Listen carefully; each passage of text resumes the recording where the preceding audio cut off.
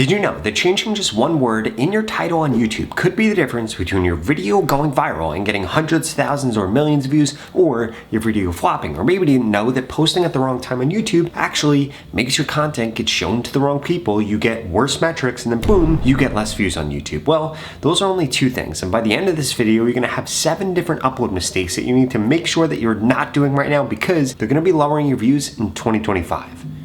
Mistake number 1 is not adding a pinned comment into your post, because creators that do not add a pinned comment, they make less money, they get less views, and they get less subscribers, because you need to make sure you're incentivizing your audience to do something in your pinned comment. Some creators like to tell people to go watch another video. Some creators have a free course or have an affiliate program, or they're selling something, and then some creators use that spot in order to convince more people to subscribe and even put an auto subscribe link in there in order to increase how many subscribers that they get. And guess what? You need to make sure that you're doing this also. And the easiest way for you to be able to do this, if you schedule out your posts in advance, is to simply make your post unlisted, put the pinned comment in there, and then schedule it out so that that pinned comment will be there. Because otherwise, if you just schedule out your posts, you put the pinned comment in there, it won't actually show up, and you're gonna have to come back onto YouTube when you set that video public in order to put that pinned comment in there.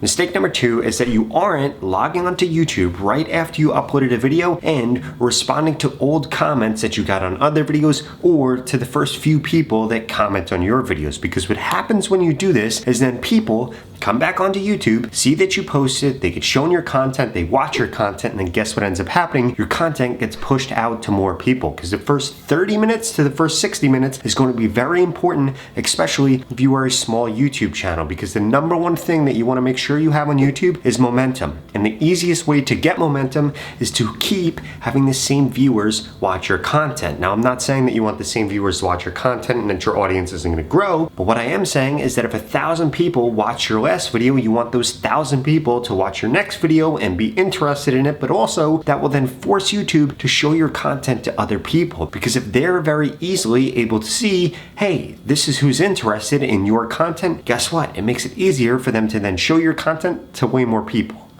Now, mistake number 3 is that you might be uploading at the wrong time on YouTube. And like I shared with you earlier, if you upload at the wrong time, the wrong people are going to see your content, and then as a result, you're not going to get the views that you want. In order to find out exactly when you should be uploading for your ideal audience, you need to check this chart. Now, what I'm talking about is this chart right here. In order for you to see it, you need to come into YouTube Studio, you need to come into Analytics, you need to come into Audience, and you'll have to scroll down a little bit, and then you'll be able to see this chart. And this is going to tell you exactly what time you should be posting. Now, here's what you want to be focused on. As we can see here, the earliest slot that I have for when I should be posting is going to be this slot right here, which says at 8 a.m. on Saturday, most of my viewers are online. You want to make sure that you are uploading either when most of your viewers are online or when many of your viewers are online. You do not want to be uploading when some of your viewers are online. Now, for some of you, this might not show every single day. That doesn't mean that your audience isn't on YouTube every single day. More likely than not, you've just over-indexed it on posting at certain times on certain days, and that's why it looks like that. So long as you have when most of your viewers are on YouTube one time, that'll be good enough, and you can stick to that. But you also want to make sure that you're doing it at the first time slot that says most of your viewers are on YouTube, because if you don't, what's going to end up happening is you're going to be posting here. The majority of your audience was on YouTube earlier, but they're not on YouTube now, and then as a result, you're not going to get the reach you want.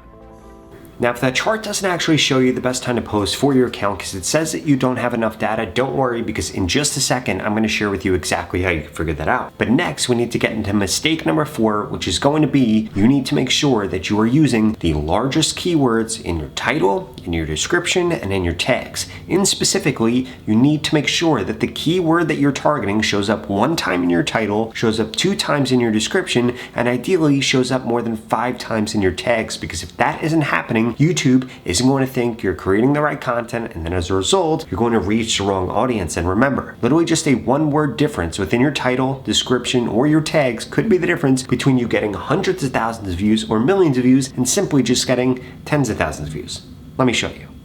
So if we come into a tool like vidIQ right here, we're going to be able to type in keywords right here. And as we could see, you can now see the search volume for those specific keywords. So let's say that we type something in like affiliate marketing. What we're going to be able to see is that this is a very high searched keyword right here. But what's more important is if you made a video about Pinterest affiliate marketing, this has a search volume of over 300,000 people. If you did a video for ClickBank affiliate marketing, this has a search volume of 87,000 people. So guess what? Video about Pinterest affiliate marketing literally get 4 times the amount of views as if you did it on ClickBank. Now I know you're probably not in the affiliate marketing niche, but the same exact thing is happening with your niche, which is why you need to make sure that you are coming on here and checking and making sure you are using the largest keywords possible. In addition to that, if you didn't have the time slots from before, if you come into more right here and come into subscribers, this will actually show you right here when your ideal subscribers are online, exactly what days, exactly what times, and you will be able to see it no matter how many subscribers you have,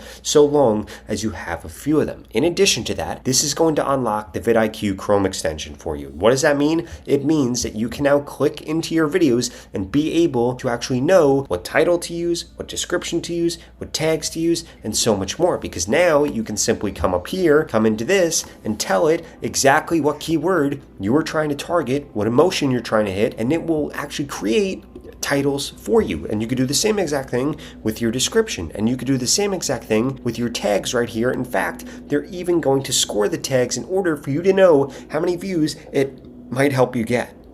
And the best part about vidIQ is that if you go to the pinned comment below, you can get started today for just $1 for the next 30 days. It's an absolute no-brainer. It's going to help you get more views, get more subscribers, and ultimately get monetized on YouTube or be able to make more money from YouTube. Because if you're not using it, your competitors are using it, and that is why they're getting more views than you. Or you might be messing up one of the next 3 mistakes.